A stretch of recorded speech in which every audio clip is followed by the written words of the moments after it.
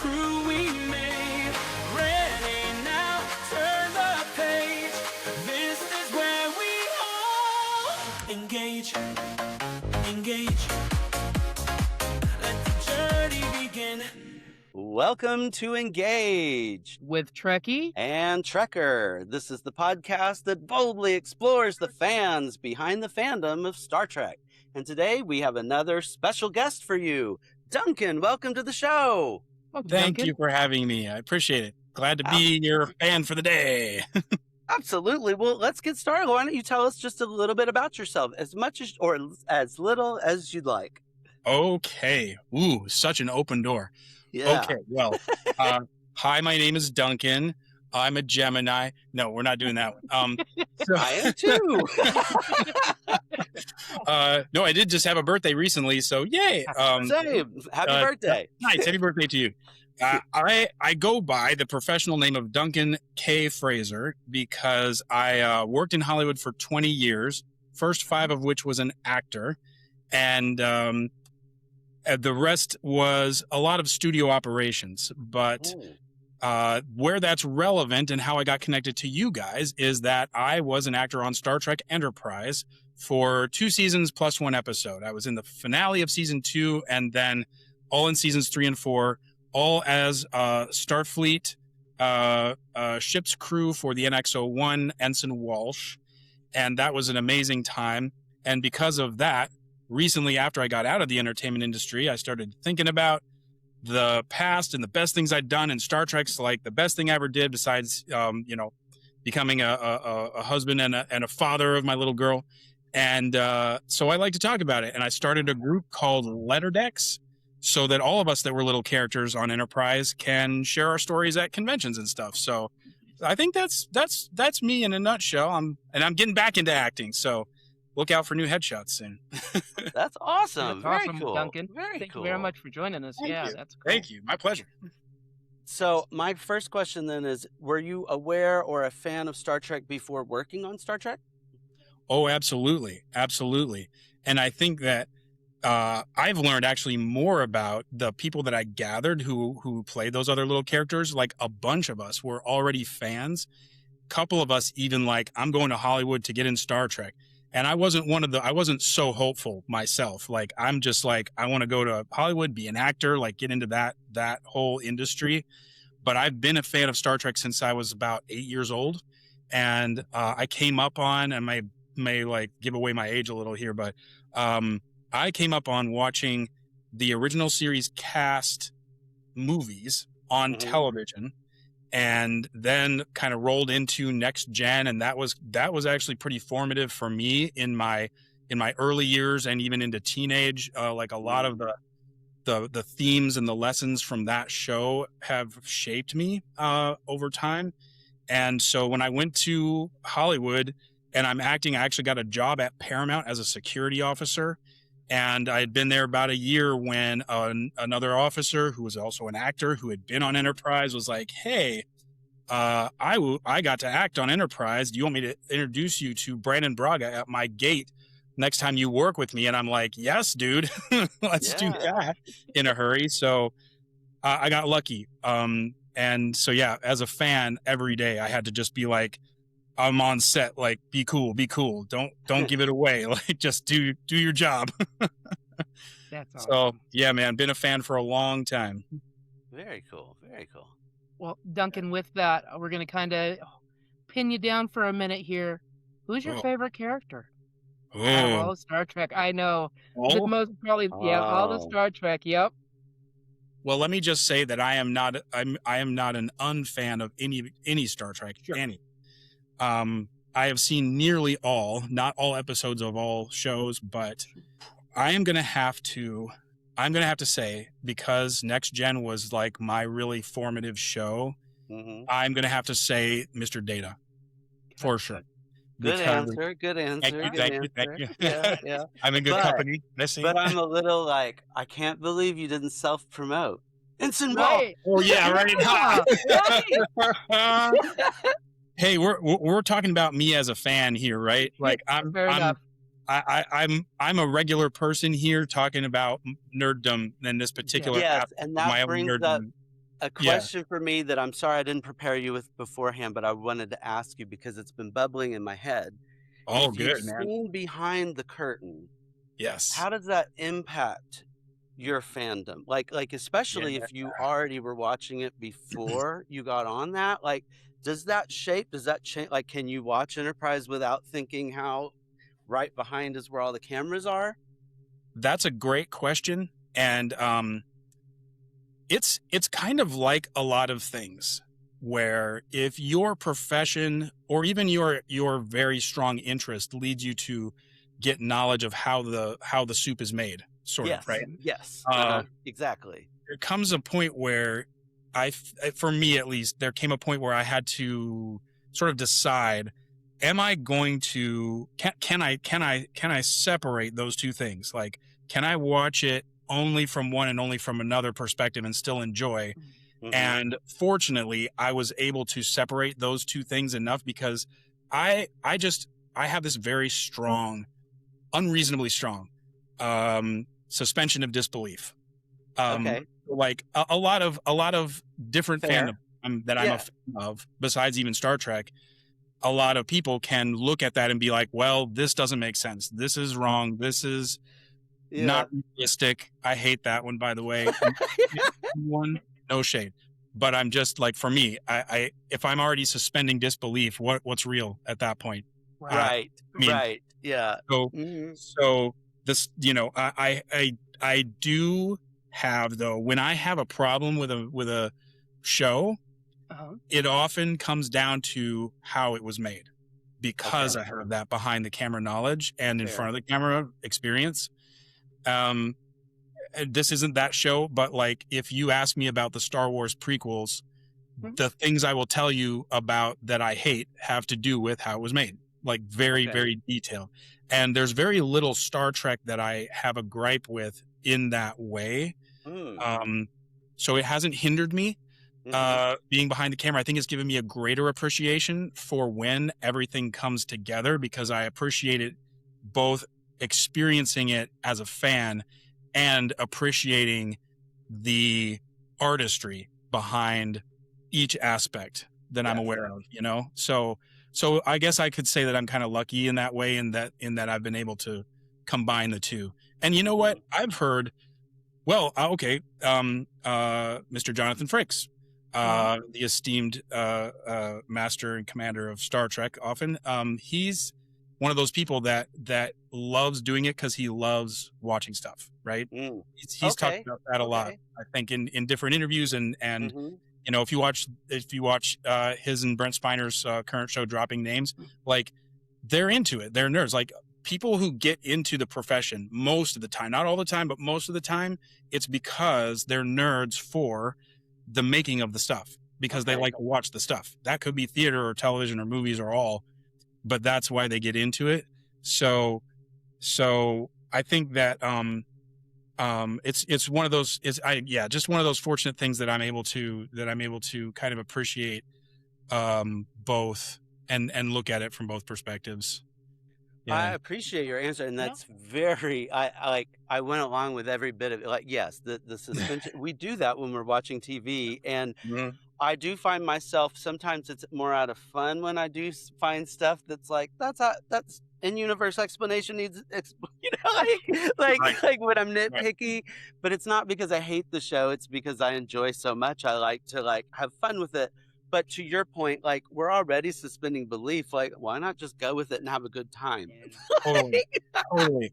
Totally. And you know what? Just you're helping me think about it. I love this. I was really looking forward to this because I knew it would be like this. I just thought of something that really kind of underpins and maybe fleshes out a little bit about how to get that perspective more, Yeah. is enjoying theater, live theater. Mm.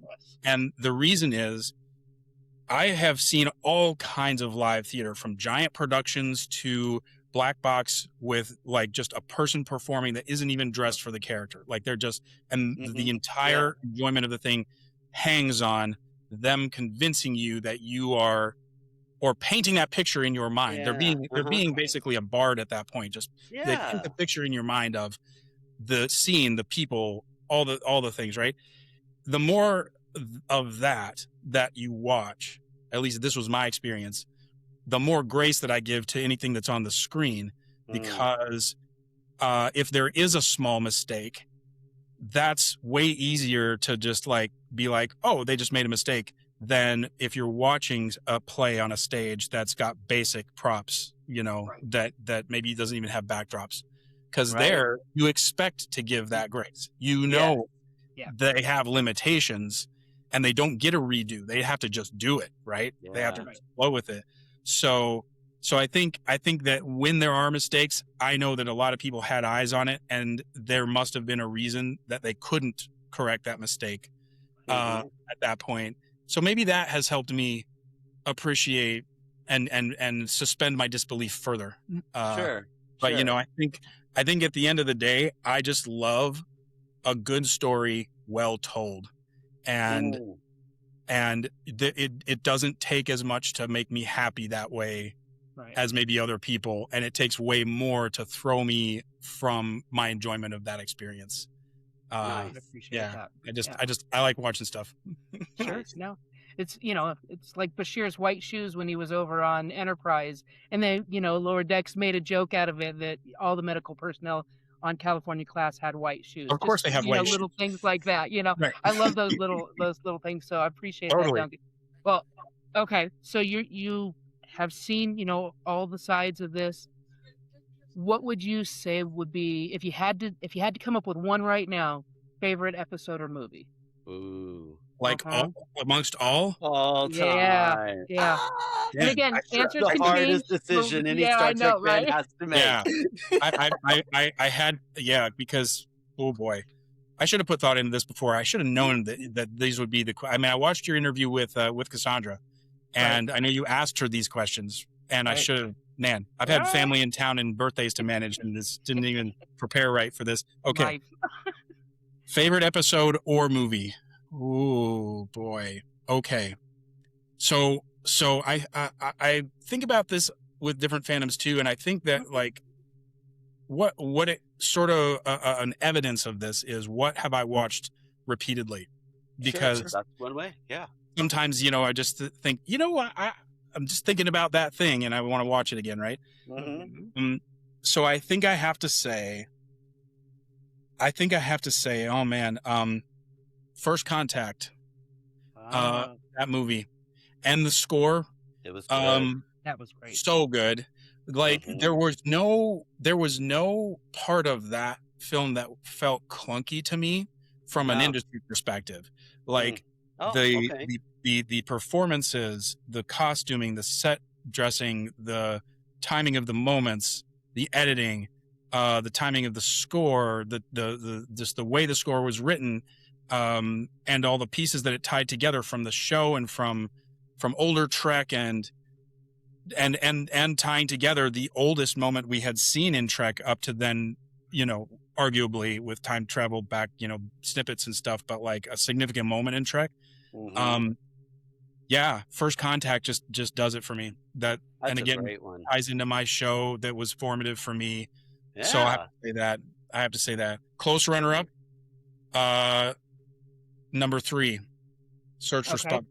Yeah. Really? That's controversial. I know it is. I have since I started Letter Decks in the past year, have been really diving deep into the breadth and depth of fandom to understand what the current topics are or what the recurring topics are, and get involved, right, with all of that more than I had before, because I could say more of a casual fan before. Okay. Casual, but I care. Like, I'll argue with you about stuff, right? That was always the case. Now, though, I know that when I say Star Trek 3 is the runner-up, I'm going to have arguments from the Star Trek 1 motion picture, camp, the Wrath of Khan camp, and there's going to be argument about original cast versus next gen cast and all of that, right? So I'll get into that if you like, but like, I First Contact is first, but number 3 is the runner-up. First Contact for me is definitely like one of my. My favorite's 4. It's the humor. It's going back in time myself. Yeah. But my favorite like movie that I would tell other people to watch would be Mhm. First Contact, because I know that Mm. Thor's more humorous to me and not for everybody. I'm also a sustainability nerd, so saving Oh the yeah, whales is right up my alley. 100%, You know, 100%. but the First Contact though, when that movie came out, I was like, this is awesome. And I found it so interesting that so many people usually will say Wrath of Khan is their favorite, Right. or First Contact, and I was thinking it's usually like the second movie that the cast gets to make is like the knock it out of the ballpark. But Search for Spock is not one I hear as a favorite very often.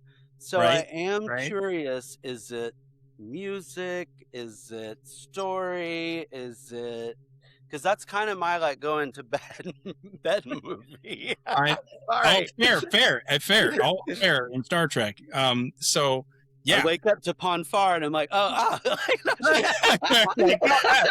yeah, we won't talk about that. Right. Because that could be a whole thing. Okay. yeah. Not to set aside all the very important issues that come up around that concept and discussion. Sure. Okay. Yeah. The reason, okay, it's stupid, but I love it, and I don't care that I love it, but I recognize that it's a little jock, okay, for Star Trek nerd. I love Klingons. Okay. And that movie, now I understand more why, but that movie was the first time we saw Klingons that way, right? Mhm. Before, Yeah. you saw a little piece of it in the motion picture. Little. That was the first time that they had the cranial ridges, right? Mhm. Right. And I didn't watch original series until way later, ironically. But I mean, I grew up in the era where you had to wait for stuff to be on television and then maybe videotape it, right, if you wanted to watch it again. So I just didn't have exposure to those, so I didn't have a comparison. And I know original series purists saw the cranial ridges in the first motion picture and were like, "What's that? I don't like that," right? Just like a lot of people saw the Klingons in Discovery and were like, "What's that? I don't like that." Mhm. But I was wondering actually, Duncan. That was going to be a follow-up question, but okay, keep going. But Christopher Lloyd's portrayal of Commander Krug, man, sold, like hard sold for me. And the weapons, the bird of prey, man, and with the music, just like, and it was that same theme that they introduced in motion picture, right? But it was a little bit more, I don't know, butch. Like it had some more depth to it and a little less high horns and a little more bass. And it was just like really, and the hand-to-hand fight scene with Kirk had some real hokey parts. Okay. I totally get that. But like the culture, I guess, the Klingon culture thing sort of spoke to me because I was always into G.I. Joe and sort of like I grew up doing martial arts, and I wanted to be in the military for a long time and do special forces. That's a whole other conversation. Did join the Marine Corps, didn't actually go, a whole other story. But like, I guess that was it. It was just, I just love that. I have an inbox toy of the disruptor pistol from that. Because I love it. I love weapons and ships, but particularly the bird of prey. Like if I had to choose one, even across any fandoms, bird of prey would be my thing. Like, yeah. And I love the little factoid that Christopher Lloyd was on another time travel machine, time travel vehicle. Right? I love that. He didn't do it, but that was his ship. That was his ship. Yes. There's a connection, There's a connection, man. Yeah. Speaking of connections, like just fleshing that out, I have been fascinated to learn as I have done my delving into fandom, just the idea of who was this guy? How did he even, like Krug, right? How did he even tie into the Klingon empire? He seemed like he was just rogue. No one came, no calls came from command. They weren't out doing any particular thing except looking for trouble. And he just wanted to like have power. So I don't know who this guy was, but like, and I can't remember if there's a sub story or like novelizations or anything like that go into his Probably somewhere. I'd like to read those, or I Yeah. would love to hear about someone that wants to make them because that's so cool. Freaking Klingon Ronin with his like crew but like, yeah, he didn't tell them about self-destruct and how humans will just blow their ship up to kill you. Tactical error. What a sad ending to that very historical ship too. God, yeah, that was crushing. Even for me, who wasn't even an original series fan, like Sure, yeah, crushing just because seeing like it wasn't as crushing as when the D blew up. The D, Oh yeah, my when that goodness, went what down, that one did yeah. for me. Yeah. But that was my childhood ship. I mean, you know, Right. yeah. Right. I grew up Yeah. on that ship. Exactly. No, same, man. Same. Yes. Yeah, that was at least they saved part of it. Like the Yes. the refit fact that it came Enterprise back, original. spoilers. Yeah. Oh yeah, no. Spoilers, are they? Is it precious now? It's been a minute. You're right. I don't know. Great. Yeah. Oh my goodness. Yes. It was so 60 years of amazing. Star Trek, we should know theoretically by now. So Yeah. Yeah, but if anyone If you hasn't haven't watched Picard cares, season 3 by now, you're probably Right. not Oh, going yeah, to. right. So. or you've been on deployment, so yeah, Don't listen to another word of this podcast Right. until you catch up. it's the wrong podcast right now. Come back later. Picard season 3, come back. Oh my goodness. Speaking of cool Star Trek stuff, there's been so many cool inventions in the Star Trek world. What's one that you wish that we had already invented? Ooh, okay. So I answered this in in an interview that I did on the transporter room. Okay. Because his final question is always that. Not to promote anyone else's thing, I'm sorry, but like We don't care. Promote away. it's all Star Trek. Yeah, we want to know the Star Trek community. That's our mission. Right? Yeah. So on that I said medical tricorder because it would revolutionize healthcare just to have that one device if we brought it to now. Like because then it wouldn't be a guesswork of tests and biopsies and symptom, to get to the bottom of something. You could know if it, to reference a movie that I also love, Idiocracy, you could know whether it was just gas or pancreatic cancer if you just scan, So, yeah, that's what I said there. Sure, or will you say final answer, or are you changing because it's a different day and well, and if we're getting all serious about it, Trekker, you know what? No, in principle, I think that is like other people like that have answered that question have said things like a replicator, which I agree, solve world hunger and all of that, right? Sure. Yeah. But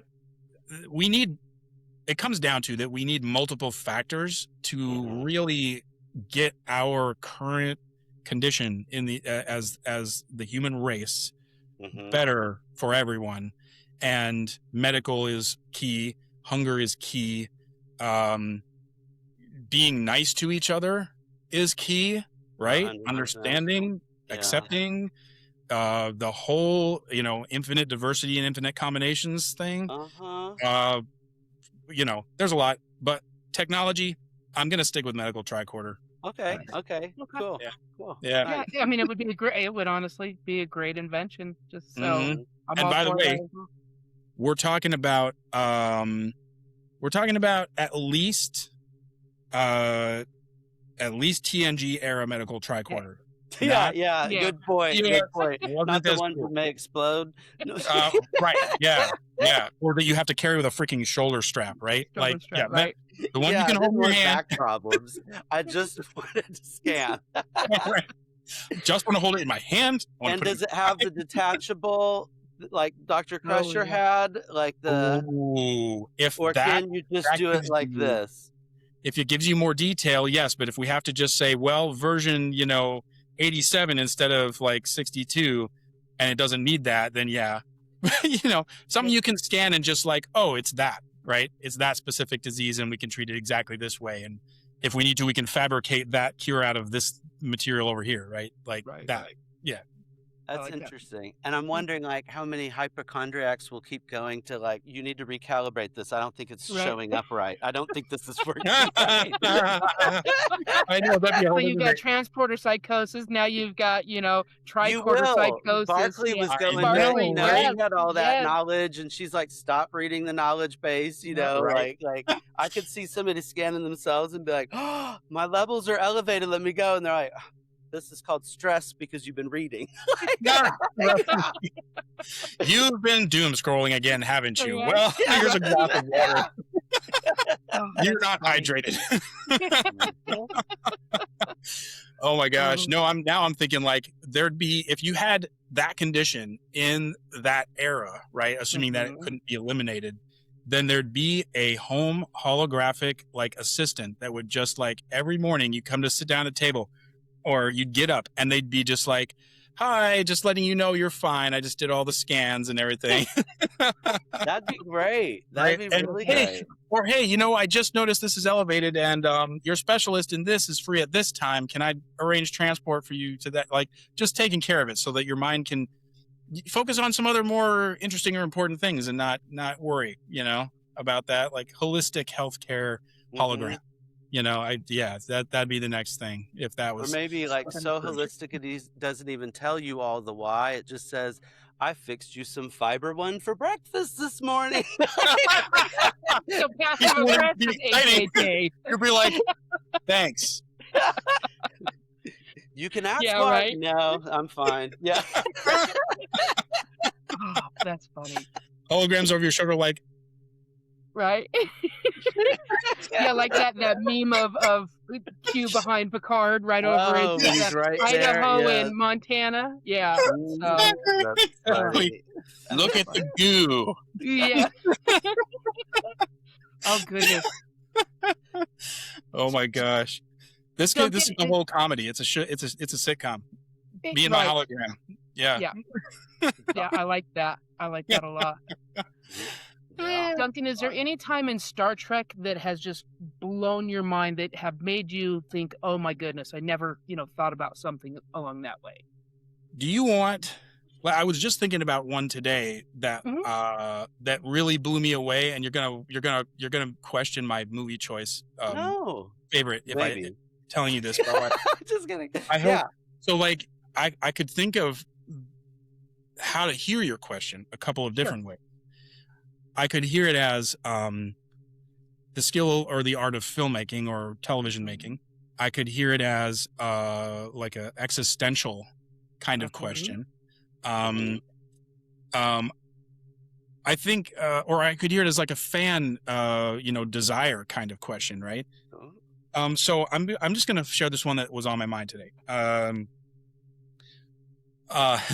Star Trek 2009. Okay. First Chris Pine film, right? The opening scene Okay. really, really wrecked me. I did not like the two things out of that answer your question are I had never seen Star Trek just like open with here's something that we're just going to draw you in and make you feel, right? For these people you just met. And also, I guess as a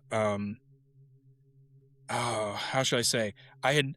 They took a chance, and this is a detraction that a lot of people say about the at least especially first Chris Pine, Kelvin timeline movie, Kelvin. is that it was so action based, right? It like some people think that it overdid it, but I went to see that movie 6 times in the theater. And it wasn't just because of the opening scene. Like I enjoyed the actiony part. Reference what I liked about Star Trek 3.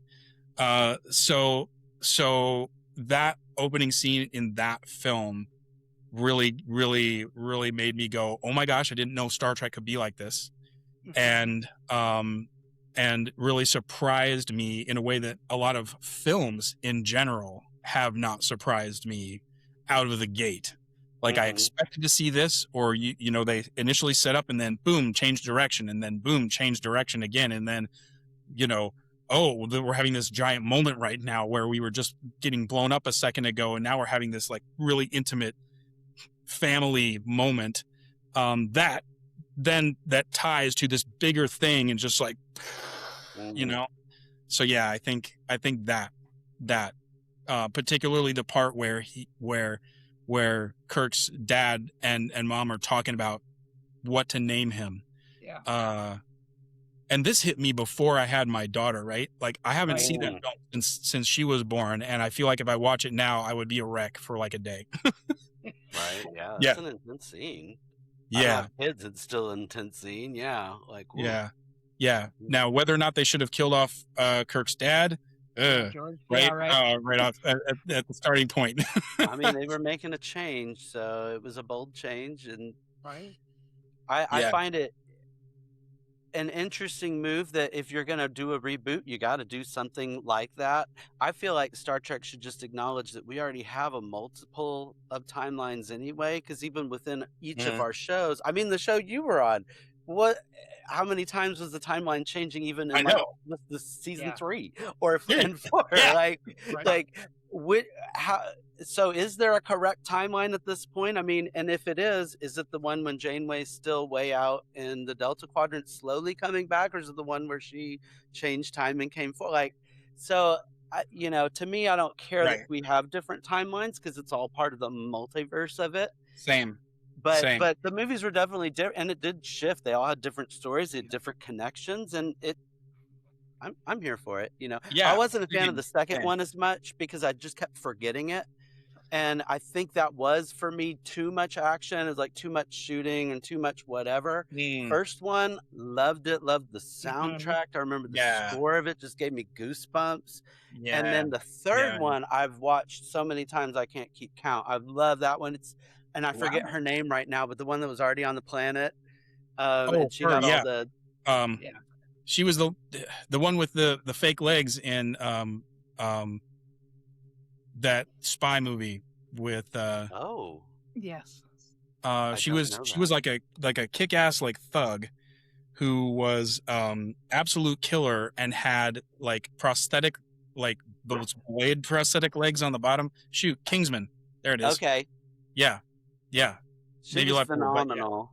And I also love that they had an NX-01 on the ship, or on that movie that they took off the day. I was like, way to connect it. Like, I appreciated that, obviously. Because for that one. Enterprise would be relevant to both Kelvin and Prime Timeline anyway. Like that's their history for both. So yeah, exactly. Yeah, that was cool. That was cool. Yeah. Didn't hurt to drop Idris Elba in there as well. Right. But, right. Never hurt to drop Idris Elba in whenever you can.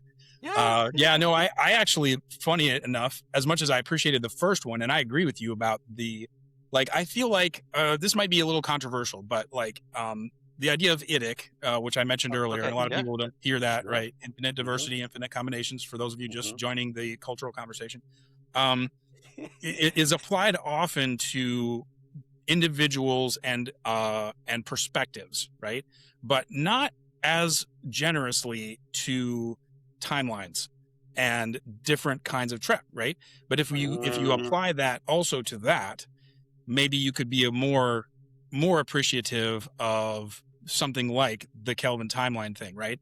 And I do like it. I'm not saying that I'm a pinnacle of IDIC or whatever, but I'm just saying that, like, to your point, it was completely different.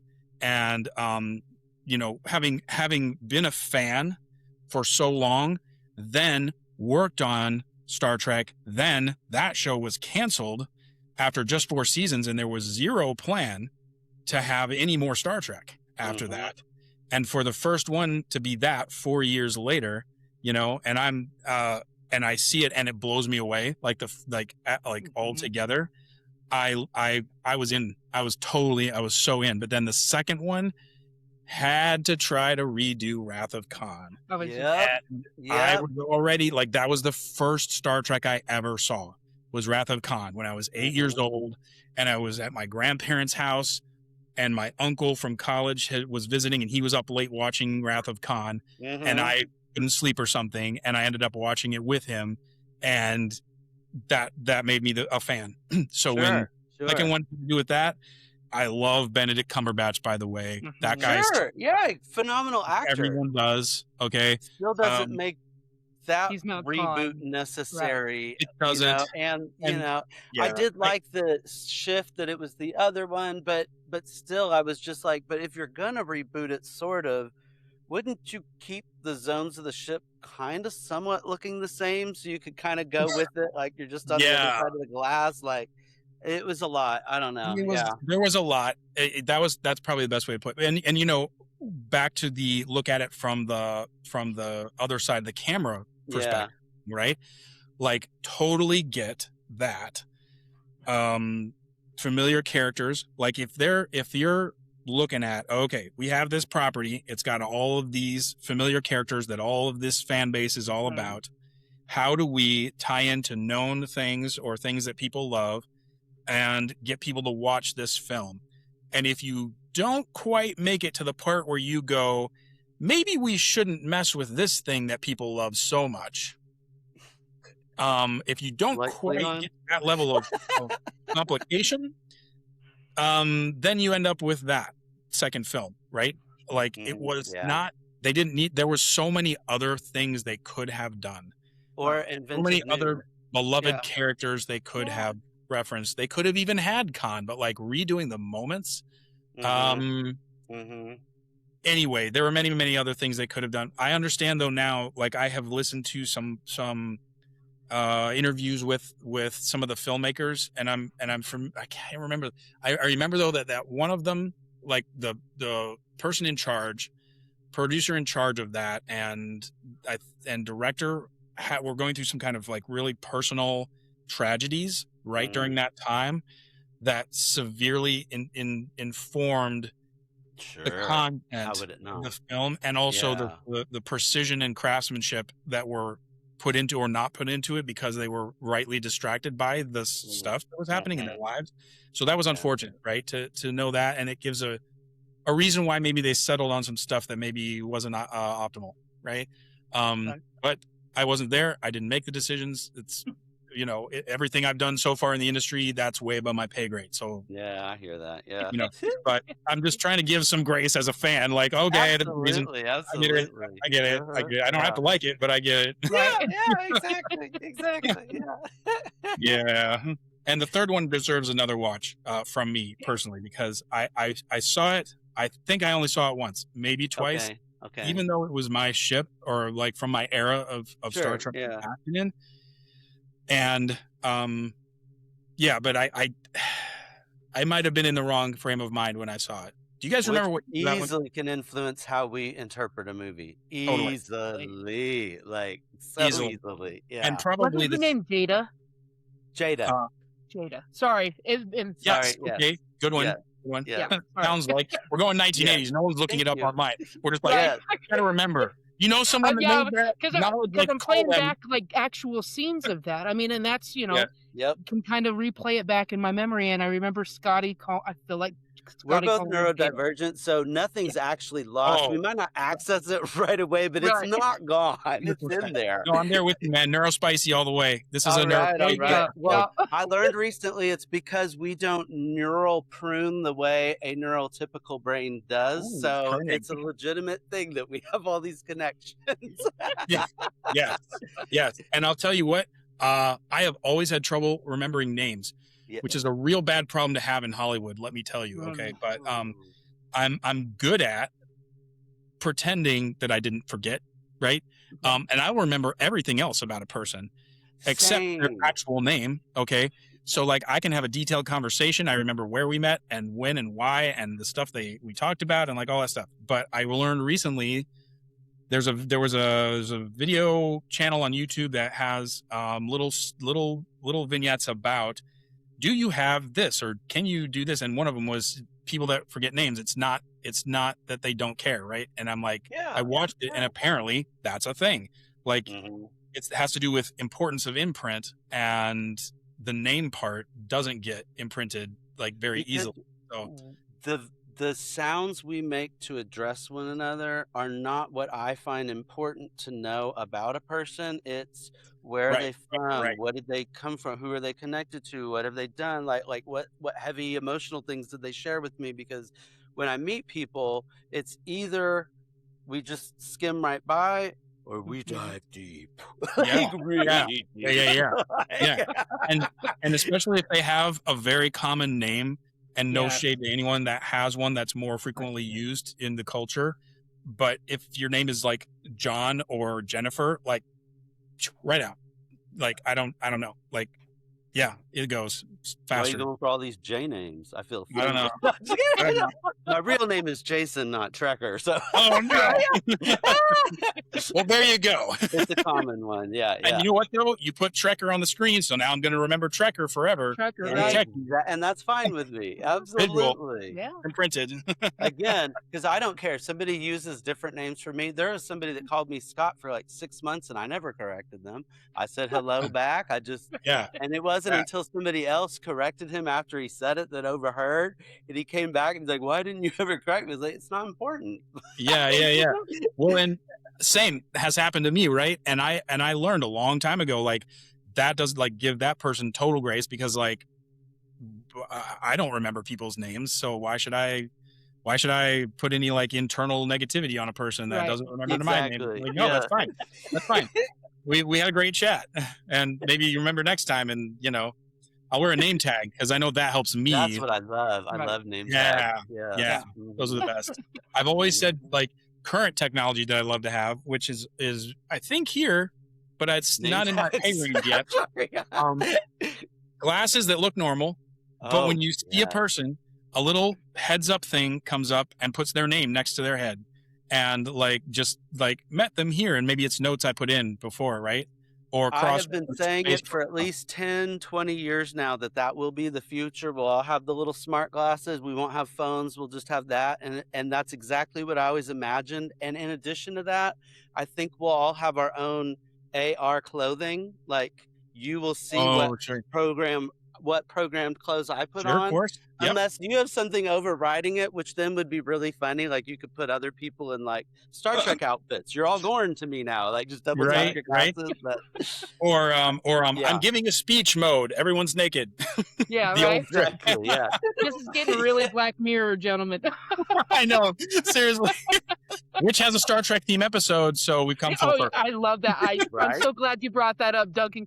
Not enough people know about, and they made 2 of them now. I think season 5 has one as well. So they followed up with it. Yeah, they're stranded on a planet. Did not know. Okay, I need to watch that now, because I haven't seen any Black Mirror except that one episode. Because like my wife, when you get married, I don't know if you guys are married or if anyone watching this is, but like your time becomes linked, right? So you, especially after you have a child, your free time is the same free time, and you have to agree to watch the same thing often if you're watching things or whatever, right? And so for us, what that plays out as is we find a medium between, and we like a lot of the same things, a lot of the same fandoms, but she's not into the super intense psychological or scary stuff. Yeah. And so we often don't watch that stuff. And like I'm totally into things like Black Mirror, but I've seen a Star Trek episode, not the other ones. No shade to the people making that show. I'm sure. How about Doctor Who? Did you get into that fandom? Which one? Doctor Who. I love that too. Weeping Angels episode hit, and now my wife does not want it. I was going to ask. I mean, there's some doggone scary. I was going to suggest if you're into the ones that kind of like tell a deep story, there's one called Dot and Bubble, I think it's called. Did you watch it, Trekkie? It's with the latest Doctor Who, and it is like so telling of society. Y'all should just watch it. It's amazing. And creepy at the same time, but not creepy like. It's more the way psychologically, it's not like Weeping Angels where it's intensely scary. It's more like creepy that people just follow their devices and do whatever their devices say type thing. Oh, is this the one? Very telling about us. Yeah. But yeah, because there's giant slugs that are just like behind people, like that are trying to eat people, and they don't even know because they're all looking at their screens. It's you guys saw that one, but yeah, I love that. Doctor Who's great for that, like makes you think type of sci-fi, right? Like there are no rules about Doctor Who, and I could not believe the outrage when there was a female Doctor Who, or like how is that a problem. Right. This guy is, this person, this entity doesn't need a physical form. So why would they need a gender that's specific? Like, I don't get what the problem is. But anyway, and I haven't even gotten to see any of those because I gotta move those up the list, man. I need to see more Doctor Who. Jodie Whittaker was amazing. I have to admit, Eccleston was my first Doctor, and then of course Lieutenant. But Matt Smith all the way, bow tie and fez. So. Oh, fun. Yeah. There's so many angles to the Doctor Who fandom, and I have not seen any of the older stuff than what I think people consider as new, starting with David Tennant. Or no, not David Tennant, the guy before him. Yeah. Yeah. Okay. Yeah. So, but he wasn't on for very long before it changed to Tennant, so that's fair. Like, unfortunately, Right. It was like one season and he was gone. It's like, oh, but he brought such a cool vibe to the character. It was, I feel like that's a great character for actors with really, really good chops to show their stuff, right? Because it's so many different kinds of scenarios. It's playing the same character, but in so many different ways and with so many different variations that, like, it's a good platform for that. It's one of those roles that I think a lot of people probably want. Sure. It's something to watch. It's like an anthology show in a way because it always changes. No, you're good. I was gonna say I was doing the Rolodex and my noodle. There have been crossover between Star Trek and Doctor Who where they have met. I feel like it was a comic book, and I feel there like was a comic. I read it.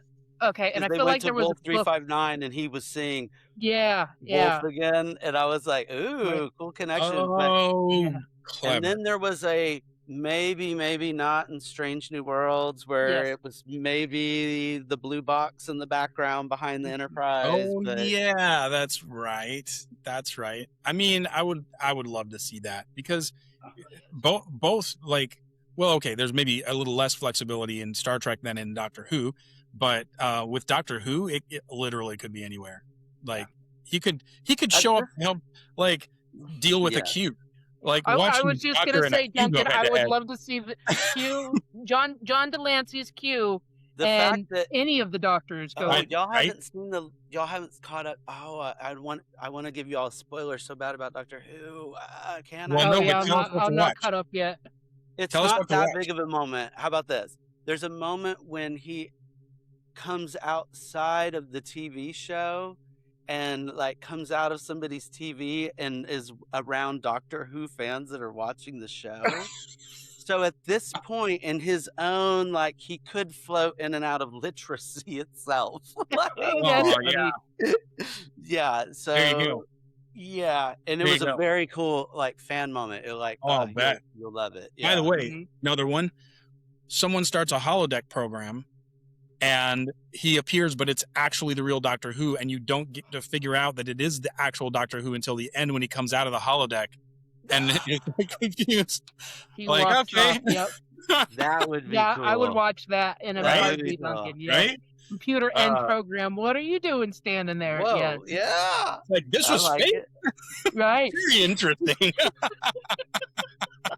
And my box. Let me get back to my box. Yeah. Later.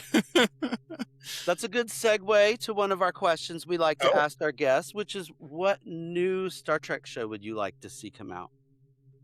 I mean, I have to say Star Trek United, right? Because my show. So that is the one that I want.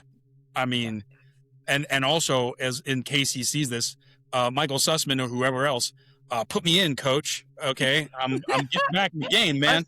Us too. Yeah. And my friends, Trekkie and Trekker. No, Star Trek United. Honestly, I agree with the fan angle that is saying this needs to happen. It's something that references the older Trek, but can be very new for the new owners, and makes it occurs in a point in the timeline that hasn't been done yet. You know, we could see a lot of different things happen. It could even like have flashbacks to the Romulan War or something.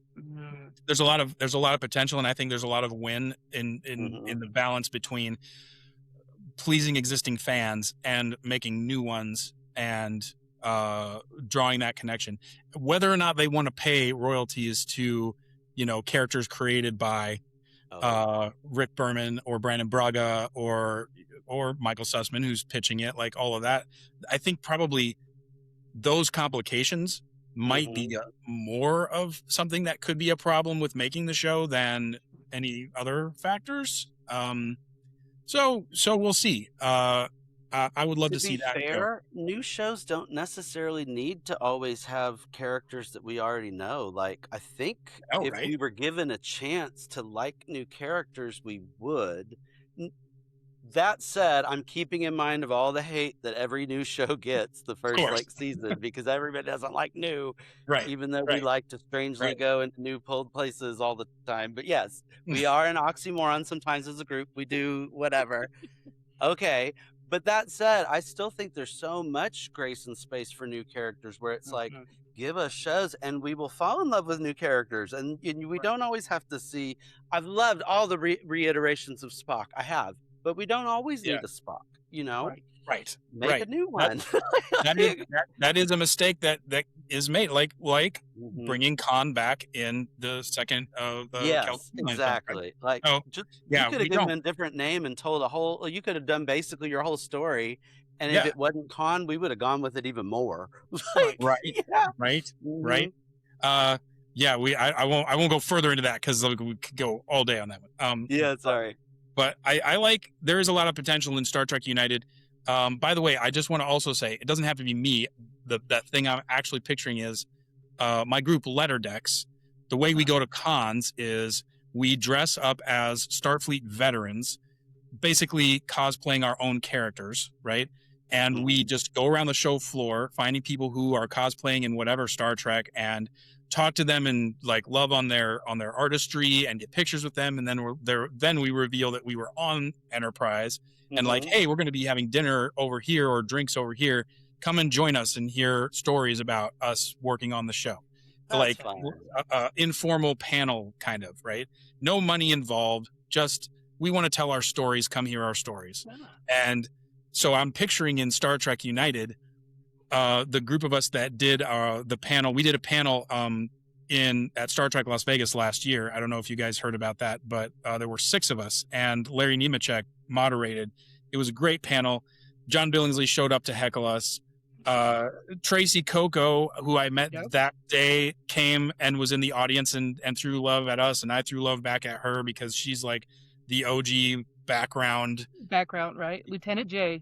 Conventions, and it went great. But the 6 of us all like looking like veterans and say that President Archer comes into a bar where a lot of Starfleet veterans hang out, and like we're all there at the bar, and we just kind of like do the glasses up kind of thing, just like a little Easter egg for us. That would be fun too. It could be even just that small. Like we'd love to be part of it if that gets made. It'd be fun. Yeah. We have a lot of fun doing the conventions, and we've done I've gotten to do a lot of podcasts. I'm trying to diversify, but like all 6 of us have now had individual interviews on the transporter room. Not to talk again about something else too much. But if you look up our YouTube channel, Letterdecks, you'll find a playlist with all of those in it. And this one will be in it too, because I'm talking to you guys. Yay. I'm not particularly representing Letterdecks. I'm here as a fan, but like, I started the thing. So check that out, our YouTube channel, and that can link over to other things too. I should talk about my shirt real quick. Yeah. Because we only have a couple minutes left. So I have a couple of these shirts. My old security colleague, Dan Carbajal, who may or may not still be working at Paramount Pictures, but I did something for him one time, and he sent me a gift, and it was this T-shirt and another T-shirt that I find ironic, and I love to wear them out because it's like, I probably got an honorary degree, but Starfleet Academy alumni, baby. Yeah. Like, ask me about my Star Trek, T-shirt. Go ahead. That's a good opener. Yes, absolutely. Yeah, it is like that. Yeah. A few of us too have worn them. I didn't do it, but like I showed my, Letterdecks people this and the other T-shirt, and a couple of them bought them and wore those as their like veteran thing to like go around in. Just anything that's ironic. I wear a trucker hat that's got like those Navy hats that those guys that actually sit at the bars for real life and want to talk about the war wear, right? Yeah. With like the ship silhouette. I've got an NX-01 USS Enterprise with the fun top-down view of the ship Right. that I wear. So yeah, pushing the veteran thing hard, and we support veteran organizations. In fact, one of our members, Jen Anderson, PhD, who was the stand-in for Jolene Blaylock, runs a place in Arizona that's out in the wilderness called the Sonoran Desert Sanctuary. And it's part of the Anderson Arroyo Foundation. She does therapy for veterans and first responders who have whatever conditions from their job, post-traumatic stress disorder, particularly around, what is the term? Moral injury. So the idea that you have been a part of doing something that to you is morally objectionable, or had a problem with a thing you dealt with that now you have a moral crisis over, maybe as a first responder. She specializes in helping people move through that, right? And address more of the religious side or more of the spiritual side, or powerful calling. Really holistic healing there. So please, everybody, check that out. That's our key organization that we support, Anderson Arroyo Foundation. Thanks for sharing that. It's great. Yeah, of course. And all the best to Jen. Like she's out there actually like terraforming. She has a whole farm. She has like a compound where they are actually getting the ecosystem back to what it was before, so that there is a water cycle reestablished. I'm not going to know like all the things. Like she's yeah, but that's awesome. Yeah, it's rad. Yeah, please check it out. That is very cool. It's good stuff. Yeah, what were we talking about? Yeah. Well, a lot of great things. And Duncan, we are getting close to end of time, so if you got a couple more moments, we're going to go to the rapid fire phaser question. That type of thing. So, phaser quickfire. So, getting us started, would you rather your consciousness be swapped with a tribble or a moopsie? Moopsie, okay. Would you rather research at the Daystrom Institute or the Vulcan Science Academy? Daystrom Institute. They party harder. Okay, all right. So they're like ASC down there, or ASU rather. Okay. Play Parisi Squares or Dabo? Parisi Squares. Right. Let's get some scars, man. Some danger, yeah.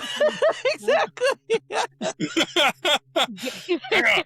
The best buddy duo, Trip and Archer or Cisco and Dax? I have to say Cisco and Dax. Yeah, they just like that pair crushes everything. Like I'm not saying my own show, but like I was gonna say, is your crew booing you right now? Probably. You? well, I mean, Trip and Archer, they grew up together, but Cisco and Dax, multiple iterations of Dax, That's so that true. continued on. So that's fair, Duncan. I appreciate that your answer wasn't swayed by your team. Good job. Good on you. Thank you. By the way, those two are the both main actors that I work the most with on my show. So now maybe they might even like be messaging me like, "What the hell, man?" Yeah, that's funny. This is a fan show, though. This is me answering as a fan. Okay, as a fan, absolutely. Yeah, not as a colleague, not at all. Right? You can say anything you want about them. In fact, no, just kidding. Right? Just kidding. Duncan, would you rather be part of the Q Continuum or be part of the Prophets? Q Continuum. Okay. Way more fun. Yeah. Play along in Fairhaven or play along in Captain Proton's universe holodeck program? Oh, Captain Proton, because I'm a television nerd. Sure, I appreciate black and white. I mean, just the old sci-fi science fiction. Yeah, it is exactly. fun. It's fun. Yeah. Right. Be stuck in a turbo lift for 12 hours with Loxana Troy or a hungry Gorn? I mean, Loxana. Okay. Come on. Yeah. She'll smell better at least. Kind of following up on the Gorn, would you rather fight one Gorn-sized Tribble or 100 Tribble-sized Gorn?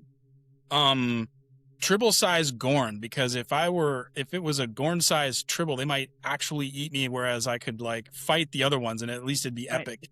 Right. Okay. If I'm gonna get eaten, at least it's not by a big furball. Right. That's exactly. I was kind of when we were discussing. Did you see how dangerous those tiny Gorn were in Strange New Worlds? They were dangerous. I'm not saying that. Those were I thought they were more frightening than the big Gorn. I was like, they just pop out like aliens. Super scary scenarios. Either one, super scary. Would you rather your roommate be an ex-Borg or a Ferengi that counts their latinum every 5 hours? Oh, ex-Borg. Yeah. Troubled past and all of that, and late night talks about things. Probably some shots. Yeah. Yeah. Let me show you how to relax. Right. Right. Oh, you haven't like I love introducing people to movies I haven't seen. A person that's been a Borg, like so many. Oh, you haven't done that? I bet you haven't seen anything. Yeah, right. What? Start. So would you rather, Duncan, have a conversation with Data about art or Spock about logic? Spock about logic. And that's going against my favorite character, but like I'm not as much into art. Like to talk about logic. We were We talked about these questions before you joined, and so far you answered all the same ones with me, except for that one, I think. Trekkie. Oh man, yeah. And art is art, but like I know what kind of art Data's into, and I'm not into those particular expressions. I said, wait a second, Trekker, are you talking about when Data was reading poetry about his cat? Because on that one, I'll switch over to Spock's logic. Yeah. I don't play an instrument and I don't do painting. Like, yeah. Sorry, Data. Yeah. You could do some Shakespeare or Sherlock Holmesing. Well, is that art? Sherlock Holmes? Yeah, it's art. Sure, Arthur Conan Doyle would most certainly agree that was art. Yeah, literature is art, bro. But like, and acting too. Yeah, sure. Yeah, but talk about it. Still logic. Right. Okay. Yeah. And Duncan, our final question: do you consider yourself a Trekker or a Trekkie? Gonna have to say Trekkie, because I am more hardcore, man. That time. I tried, Trekker. I tried. He was trying to trick you. You talked about tricking me in advance. How dare you? No, we didn't. No, I'm calling her out on it. Wrong. Awesome. By the way, I am aware that there was at least, or maybe is a difference. Like Trekker is casual. Trekkie is like you wear the outfit, right? Oh. I have worn the outfit for real. And the biggest question, 2 questions we got at Star Trek Las Vegas were, where is your booth? And are you going to wear the uniform? And I'm like, I didn't know that was in bounds. And like, as an actor and someone in the industry, you don't want to come across as a fan to a potential colleague. Right. And, I had to walk that tightrope, right? Actually walk that tightrope for like 2.5 years. So I'm like, I don't think I should wear a uniform to a con, but now I understand. Yeah, I should wear a uniform I should find where my uniform is, and I should purchase that uniform, and I should wear that to the con because that's money. By the way, little plug for Star Trek Las Vegas this year, Creation Entertainment, Ryan T. Husk has for you a photo op where Connor and Dom will wear their actual uniforms from the show for photo ops. That was added recently, and that is something else. And I don't know what they did to convince them. I mean, there's money, but or like who purchased uniforms and where they came from and all of that. But those would be pictures you do not want to miss. It's the 25th anniversary of Enterprise, in addition to 60th of Star Trek as a whole. So you know what? Yeah, should definitely check that out. And I need to get a uniform. Definitely. So Trekkie, man. Yep. Okay. So Trekker doesn't always wear a uniform, but Trekkie has cosplay. Is your just kind of basic? You're casual. Trekker. I'm a casual Star Trek fan. I do go out like this all the time, and I do this to everybody I meet out and about, whether they like Star Trek or not. I give them to live long and prosper. And some people do look at me like, what? But I can't even do it normal anymore. I can't wave. This is my normal. Wave. You just go, Yeah, this is natural. I'm trying. Yeah, exactly. Oh, too funny. Oh my gosh. Basically, I respect anyone that cares enough about Star Trek to argue about it. Yeah. If you can argue about any kind of Star Trek, you're definitely a Trekker, and I respect that. Yeah. You're Love in. it. Love it. Yeah, I love that. I think that's a great explanation from on the difference there, because we've Okay. gone back and forth on that as well. So Right Cool. on. One man's opinion, but if Right, it's right. you, awesome. Awesome. Well, Duncan, anything else you want to share before we wrap this up here? Ooh, I think I plugged absolutely everything. Yeah. I will You got say, your list done? Good. I know where. I don't know if what your turnaround time is, but Glenn Handley, Glenn Dorian, my co-founder of Letterdex, was just at Island Fan Con in Langford, BC, Canada, featured for Letterdex there. And he and I are both going to be at the Washington State Summer Con this coming weekend on Saturday, doing our walk around the show floor in veteran attire thing. So if anyone's going to that, please go. Or if this comes out after that, hope we Then saw you share there. your pictures underneath the post about this episode. Right. There you go. Yeah. There you go. And I would love that. I'll send you pictures. I Beautiful. like whatever you like. And just go to www.letterdex.com, and that links to all our socials. And yeah, man, keep in touch. Let us know you saw this. Let us know that you want to see us at your next con, and let those people know so they'll bring us. Yeah, man. Nice. Awesome. And that, people, is a plug. Is that right? Yeah. Well, Duncan, it has truly been a pleasure to chat with you again, and we hope to get the opportunity in the very near future. And if all of you at home or wherever you're watching this enjoy this, please don't forget to like, share, and subscribe. Live long and prosper, and we'll see you again next time. Kapla. Engage. Let the journey begin.